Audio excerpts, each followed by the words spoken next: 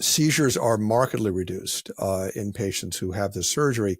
Most patients with seizures don't need this surgery, but for certain kinds of seizure, it's really necessary to do this. Yeah. Now, you also discuss what we can learn about the mind and brain from cases of conjoined twins. How does this condition affect twins' individuality, their minds, and their souls?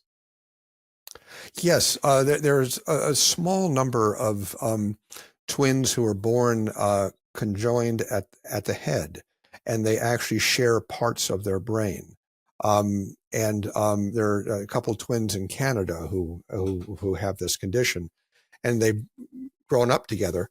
And it's Tatiana and Krista Hogan is their name, and they share important parts of the deep part of their brain, and they can do remarkable things. That, for example, they can see partially out of each other's eyes.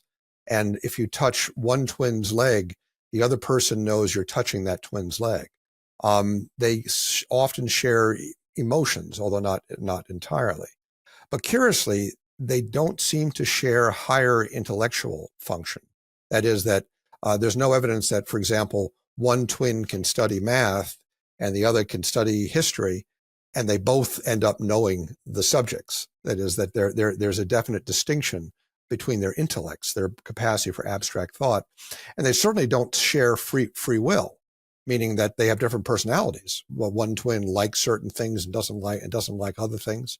So what the twins who share parts of their brain show us is that there are parts of the brain and there are parts of the mind that can be physically shared, that are physically part of the brain that can be shared with other people if the connections are just right. But there are other parts of the human soul that are not part of the brain and really can't be shared. And these two girls are definitely different people. They're completely different people in many ways, even though they share some perceptual abilities.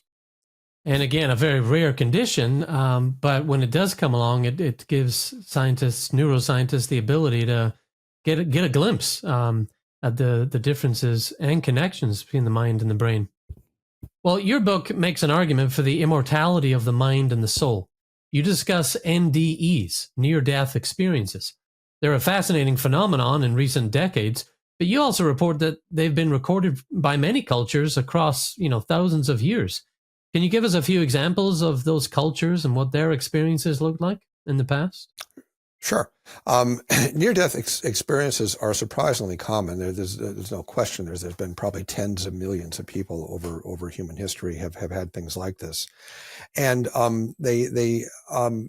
there tends to be patterns to them that occur across cultures. People often feel that they're leaving their body. They often see their body, and they will hover in the vicinity of where they have died. And they often describe a kind of a tunnel experience where they go down a passageway and they come into a different world. And the world they come into is often very beautiful, although there are some negative experiences. There are people who have hellish near-death experiences. They're probably the most common ones are the pleasant ones. And people go to the other side of the tunnel and they see a beautiful world. They often will have some interaction with the divine figure. And they generally will meet dead friends and relatives. A fascinating aspect of near-death experiences is that, to my knowledge, there's never been a report of someone having a near-death experience where they met anyone on the other side who wasn't dead. That is, the only people they meet are dead people. And there have been a number of recorded instances where people with near-death experiences have met a dead person on the other side of the tunnel who they didn't know was dead before they died. That is, the death was not known to them. One example was a little girl who was in a car accident, and she had a near-death experience in the hospital, and her sibling had died in the car accident, but she didn't know that. She saw her sibling on the other side of the tunnel. Her parents had not died, and she didn't see her parents on the other side of the tunnel. And there's a very famous near-death experience. A woman named Pam Reynolds was a patient who had an aneurysm at the base of her brain, a blood vessel that was about to burst. And she needed a very radical kind of surgery to fix the aneurysm. It was done in Phoenix at the Barrow Institute by a neurosurgeon named Robert Spetzler. And what she had to have done was she had to have her body cooled down to about 50 degrees Fahrenheit, put on a heart-lung machine, and then her heartbeat was stopped. And Dr. Spetzler went into her brain, drained the blood out of her brain, fixed the aneurysm in 30 minutes, and then restarted her heart, reperfused her brain, and she came back to life. And this was done in the early 1990s. And she made an excellent recovery. And she reports that when this happened, she felt, as soon as her heart stopped, it felt as though she popped out of her body, went up to the ceiling of the operating room, watched the whole operation. She said she wasn't frightened. She said it was beautiful and fascinating. She heard the conversations the doctors had, which could be checked. She heard the music that was playing in the operating room. She saw the instruments. She then went down a tunnel. She saw her grandmother and her uncle who said she had to come back. She came back, went back into her body. And she said it felt like diving into a pool of ice water. It's kind of interesting because her body temperature was 50 degrees. So it really was a pool of ice water. And so this is probably the best documented case of near-death experiences, in that she was documented by all kinds of machines in the operating room as being completely dead while she had these experiences. Wow. Yeah, so you can use those measurements as a way to verify what she was experiencing in her story. Yes. Which does make it stand out.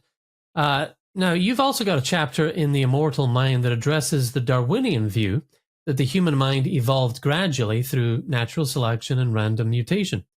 What aspects of human life do you argue are immaterial and could not be products of a Darwinian process?